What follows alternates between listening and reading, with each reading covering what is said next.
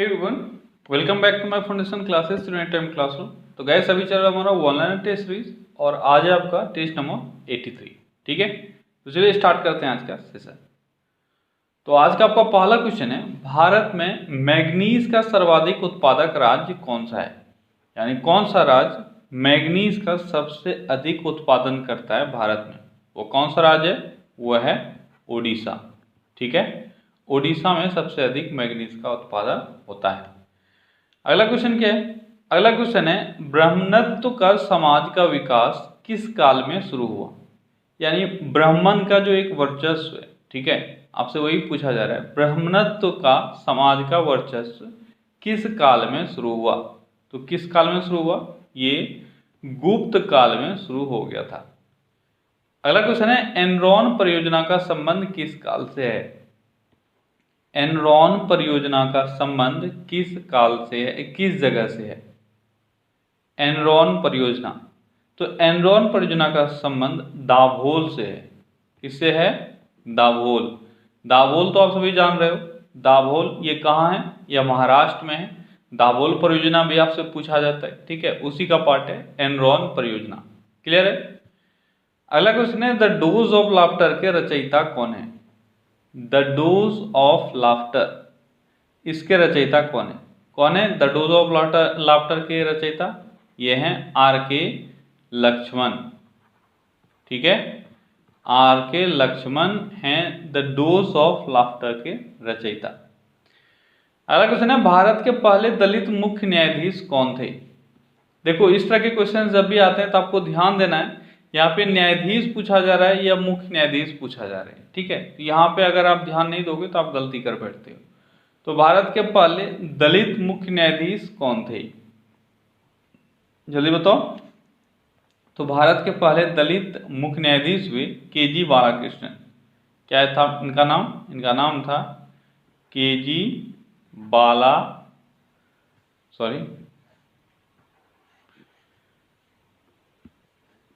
बालाकृष्णन। ठीक है, KG. Balakrishnan. Clear है? अगला क्वेश्चन है, इलाहाबाद स्तंभ लेख किसने लिखा है? इलाहाबाद स्तंभ लेख किसने लिखा है? तो इलाहाबाद स्तंभ लेख लिखा गया है हरिसेन के द्वारा। किसके द्वारा? हरिसेन के द्वारा इलाहाबाद स्तंभ लेख लिखा गया है। अगला क्वेश्चन है, इलाहाबाद के स्तंभ लेख में हरिसेन ने किसकी प्रशंसा की है? इलाहाबाद के स्तंभ लेख में हरिसेन ने किसकी प्रशंसा की है? किसकी प्रशंसा की है? तो समुद्रगुप्त की। ठीक है, इसमें समुद्रगुप्त की प्रशंसा की गई है। अगला क्वेश्चन है, डायनमो का सिद्धांत किसके नियम पर काम करता है? डायनमो का सिद्धांत किसके नियम पर काम करता है? डायनमो का सिद्धांत फैराडे के नियम पे काम करता है। किसके नियम पे? फैराडे के नियम पे। ठीक है, फैराडे के नियम पे डायनमो काम करता है, या डायनमो का सिद्धांत फैराडे के नियम पे काम करता है। अगला क्वेश्चन है, रैयतवाड़ी बंदोबस्त किसके साथ किया गया था? रैयतवाड़ी व्यवस्था जो की गई थी, आपको बताना है किसके साथ की गई थी? जमींदार, किसान या अंग्रेज अधिकारी, किसके साथ की गई थी? तो ये किसानों के साथ की गई थी। ठीक है, ध्यान देना है आपको, यहाँ पे जमींदार और किसान में आपको कंफ्यूजन हो सकता है। तो बंदोबस्त व्यवस्था जो है यह किसानों के साथ डायरेक्टली की गई थी। सॉरी, बंदोबस्त नहीं, रैयतवाड़ी बंदोबस्त। ठीक है। अगला क्वेश्चन है, राष्ट्रीय फिल्म एवं विकास निगम की स्थापना कब हुई? राष्ट्रीय फिल्म एवं विकास निगम की स्थापना कब हुई? तो राष्ट्रीय फिल्म एवं विकास निगम की स्थापना 1975 में हुई थी। कब हुई थी? 1975 में। क्लियर है? अगला क्वेश्चन है, राष्ट्रीय फिल्म एवं विकास निगम कहाँ स्थित है? राष्ट्रीय फिल्म एवं विकास निगम कहाँ स्थित है? कहाँ स्थित है? ये मुंबई में स्थित है। कहाँ स्थित है? मुंबई में, और मुंबई महाराष्ट्र में। ठीक है, और इसकी स्थापना कब हुई थी? 1975 में। अगला क्वेश्चन है, भारत में मनी ऑर्डर प्रणाली की शुरुआत कब हुई? भारत में मनी ऑर्डर प्रणाली की शुरुआत कब हुई? कब हुई थी? ये हुई थी 1880 में। अगला क्वेश्चन है, सरदार सरोवर बांध का निर्माण किस नदी पर हुआ है? सरदार सरोवर बांध का निर्माण किस नदी पर हुआ है? ये क्वेश्चन आपने बहुत बार पढ़ रखा है। कौन सा नदी है वो है नर्मदा नदी। ठीक है, नर्मदा नदी पर सरदार सरोवर का निर्माण हुआ है। और कहाँ स्थित है सरदार सरोवर बांध? तो सरदार सरोवर बांध गुजरात में स्थित है। ठीक है, गुजरात में। लेकिन गुजरात में अगर आपसे मैं पूछूं गुजरात में कहाँ स्थित है, तो क्या होगा आपका आंसर? गुजरात में सरदार सरोवर बांध कहाँ स्थित है? जल्दी से बताओ, आपसे जगह भी पूछा जा सकता है। तो यह है नवागांव। ठीक है, गुजरात के नवागांव में स्थित है सरदार सरोवर बांध। अगला क्वेश्चन है, सिनेटिक वर्सेस के लेखक कौन है? सिनेटिक वर्सेस के लेखक कौन है? तो सिनेटिक वर्सेस के लेखक हैं सलमान रुश्दी। क्या है नाम इनका? इनका नाम है सलमान रुश्दी। ठीक है, सलमान रुश्दी के द्वारा लिखा गया है सिनेटिक वर्सेस। अगला क्वेश्चन है, सिकंदर ने भारत पर कब आक्रमण किया था? सिकंदर ने भारत पर कब आक्रमण किया था? आसान सा क्वेश्चन है, कब किया था? 326 बीसी में। ठीक है, ईसा पूर्व में। देखो यहाँ पे मैं ये सारे क्वेश्चन इसलिए इंक्लूड कर लेता हूँ ताकि आपका रिवीजन होता रहे थोड़ा थोड़ा। ठीक है, तो 326 ईसा पूर्व में सिकंदर ने भारत पर आक्रमण किया था। अगला क्वेश्चन है, सिकंदर के पिता का नाम क्या था? सिकंदर के पिता का नाम क्या था? क्या नाम था? इनके पिता का नाम था क्या नाम था? फिलिप नाम था। ठीक है, फिलिप। और फिलिप में भी आपको याद रखना है, फिलिप द्वितीय थे इनके पिता। ठीक है, अगला क्वेश्चन है, सिकंदर का कार्यकाल क्या था? यानी सिकंदर ने कब से कब तक शासन किया, आपसे ये पूछा जा रहा है। कब से कब तक किया था? इंपॉर्टेंट है, याद रखना कि इनका कार्यकाल जो था वो था 336 बीसी से लेकर 323 बीसी। ठीक है, ये था इनका कार्यकाल। अब बताओ जन्म कब हुआ था सिकंदर का? 336 से लेकर 323 तक तो इन्होंने शासन किया, लेकिन जन्म कब हुआ था? तो सिकंदर के अगर जन्म का बात करेंगे तो इनका जन्म हुआ था 356 बीसी में। कब हुआ था? 356 बीसी में। अगला क्वेश्चन है, सिकंदर का जन्म कहाँ हुआ था? सिकंदर का जन्म कहाँ हुआ था? कहाँ हुआ था? इनका जन्म हुआ था मैसेडोनिया में। कहाँ हुआ था? मैसेडोनिया में इनका जन्म हुआ था। अगला क्वेश्चन है, सिकंदर की मृत्यु कब हुई? तो देखो जन्म तो 356 में हुआ था, शासन में ये आ गए 336 में। ठीक है, और 323 तक इनका शासन रहा। यानी यहाँ से आप एक चीज याद रख सकते हो कि इनका जन्म 323 में हुआ होगा, क्योंकि राजा जो है वह जनरली शासन से तभी खत्म होते हैं जब उनका मृत्यु हो जाता है। इनका जन्म हुआ था 323 बीसी में। ठीक है, अब आपको बताना है इनकी मृत्यु कहाँ हुई थी। इनकी मृत्यु 323 बीसी में तो हुआ, लेकिन कहाँ हुई थी इनकी मृत्यु? जगह का नाम बताना है। तो बहुत बार एग्जाम में ये भी पूछा गया, यह है बेबीलोन। ठीक है, बेबीलोन में इनकी मृत्यु हो गई थी। अगला क्वेश्चन है, सिकंदर ने एशिया में कब तक शासन किया था?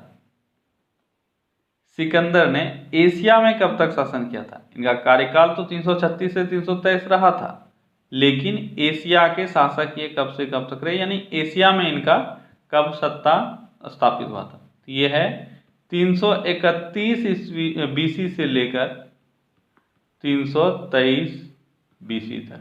ठीक है, यानी एशिया के तरफ ये 331 में मुड़े थे।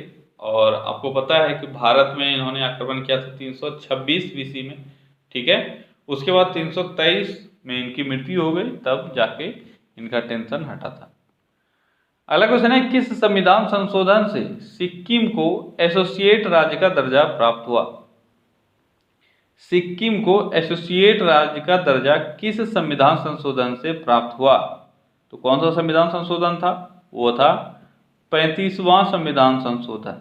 ठीक है। अब अगला क्वेश्चन है, किस संविधान संशोधन से सिक्किम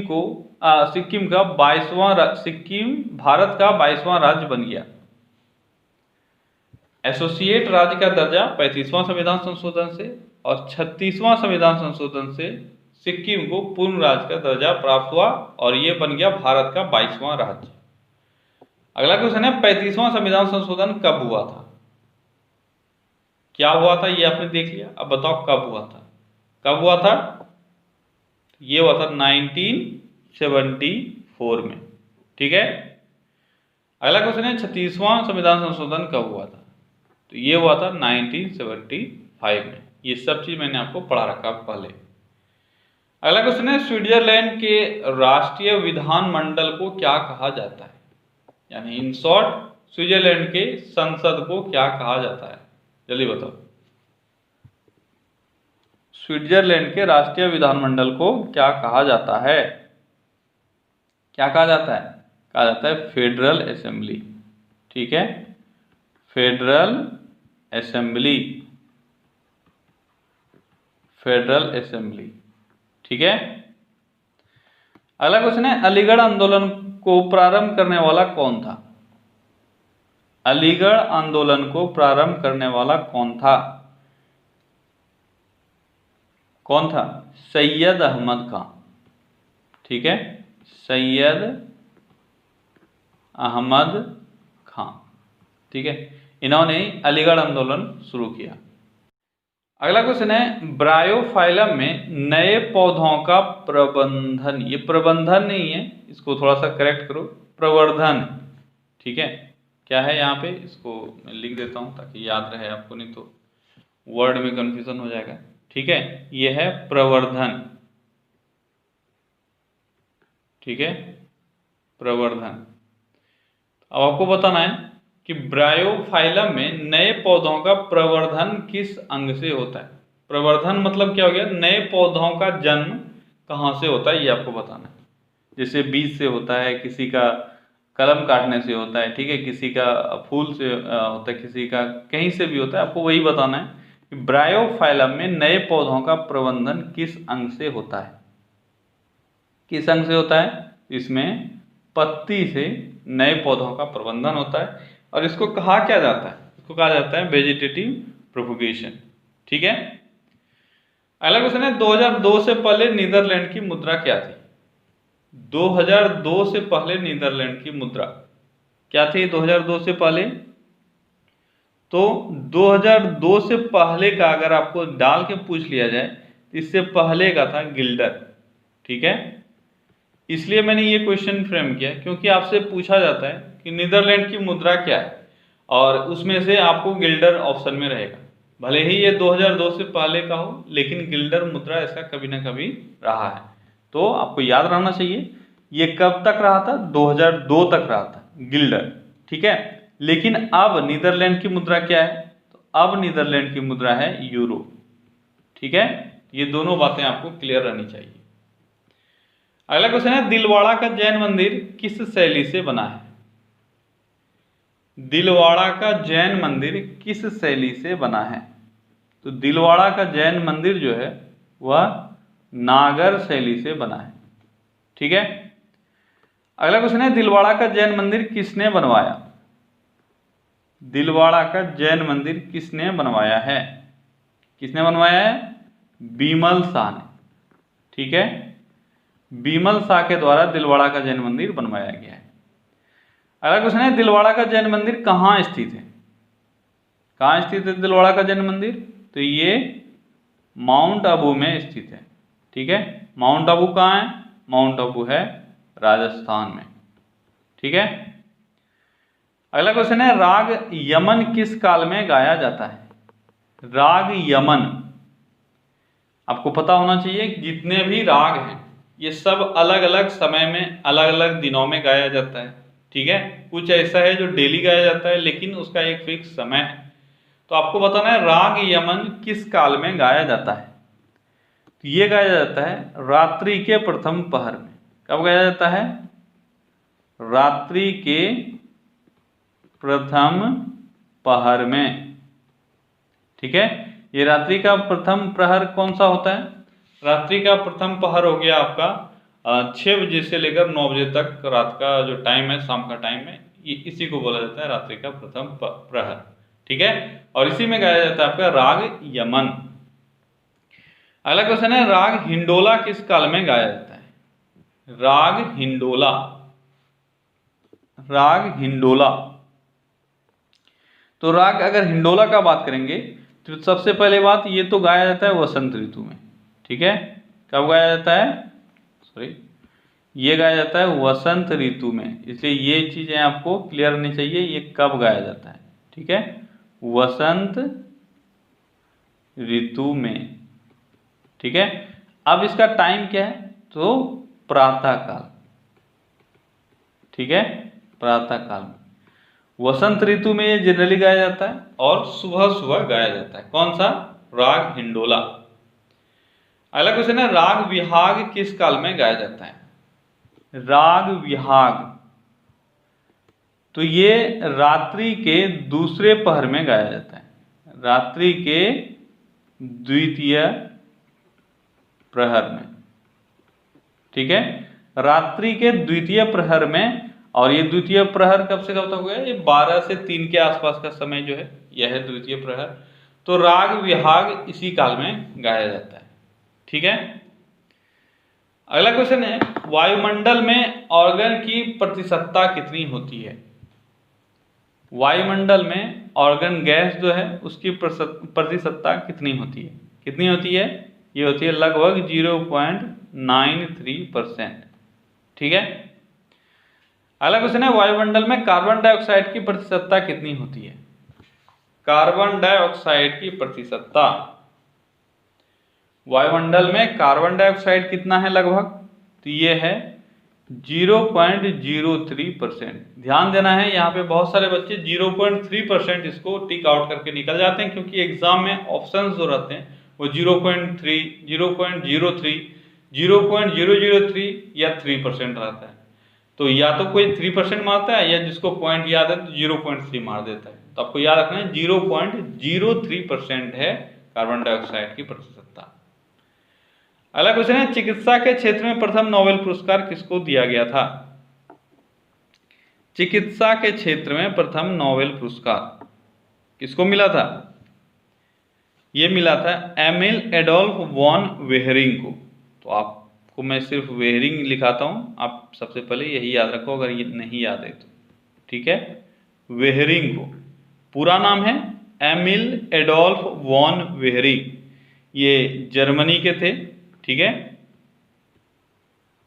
जर्मनी के थे और इनको मिला था चिकित्सा के क्षेत्र में प्रथम नोबेल पुरस्कार। अगला क्वेश्चन है, साहित्य के क्षेत्र में प्रथम नोबेल पुरस्कार किसको मिला? साहित्य के क्षेत्र में किसको मिला था? सूली प्रोद्होमो को। किसको मिला था? सूली प्रोद्होमो को।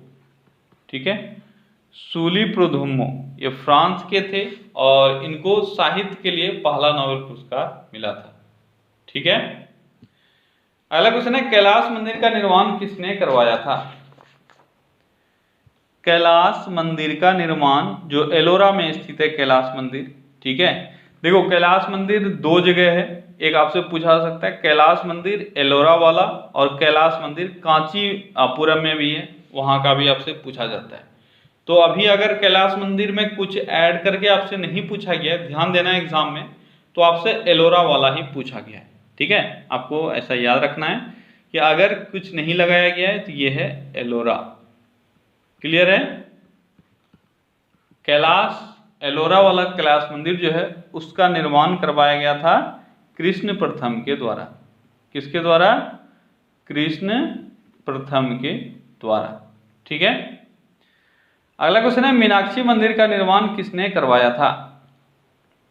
मीनाक्षी मंदिर का निर्माण किसने करवाया था? कहाँ है मीनाक्षी मंदिर? मदुरई में है। ठीक है, तमिलनाडु। इसका निर्माण पांड्य वंश के लोगों ने करवाया था। ठीक है, पांड ने। अगला क्वेश्चन है, एलिफेंटा की गुफा मंदिर का निर्माण किसने करवाया था? एलिफेंटा के गुफा मंदिर का निर्माण, तो ये राष्ट्रकूटों के द्वारा करवाया गया था। राष्ट्रकूट ने इसका निर्माण करवाया था। ठीक है। अगला क्वेश्चन है, एक डेसी का मान 10 की घात में कितना होगा? एक डेसी का मान 10 की घात में कितना होगा? कितना होता है? 10⁻⁻1 होता है एक डेसी। ठीक है, डेसी, सेंटी, मिली ये सब याद है ना, उसी का रिवीजन करवा रहा हूं। तो एक मिली का मान कितना होता है 10 की घात में?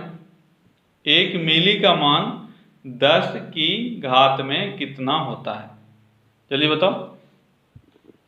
तो मिली का मान होता है 10⁻⁻2। ठीक है। अगला क्वेश्चन है, एक माइक्रो का मान 10 की घात में कितना होता है? तो माइक्रो का मान कितना होता है? 10⁻, सॉरी मिली का 2 नहीं होता है, मिली का 3 होता है, सॉरी -3, 10⁻⁻3 एक मिली का मान होता है। अब मैं पूछ रहा हूं माइक्रो का। माइक्रो का कितना होता है? 10⁻⁻6। कितना होता है? 10⁻⁻6। क्लियर है? अगला क्वेश्चन है, भारतीय थल सेना का ट्रेनिंग कमांड कहाँ है? भारतीय थल सेना का ट्रेनिंग कमांड कहाँ है? यह है शिमला में। ठीक है। अगला क्वेश्चन है, किलिमंजारो पर्वत कहाँ है? किलिमंजारो पर्वत कहाँ है? यह है अफ्रीका में। ठीक है, और ये एक तरह का ज्वालामुखी पर्वत था। तो गैस आज का 50 क्वेश्चन यहाँ पे पूरा होता है। ठीक है, आई होप कि आपको सेशन अच्छा लगा होगा। अगर अच्छा लगा तो वीडियो को एक लाइक कर दो अगर अभी तक नहीं किया है तो, और कल हम लोग फिर से मिलते हैं नए सेशन के साथ। ठीक है।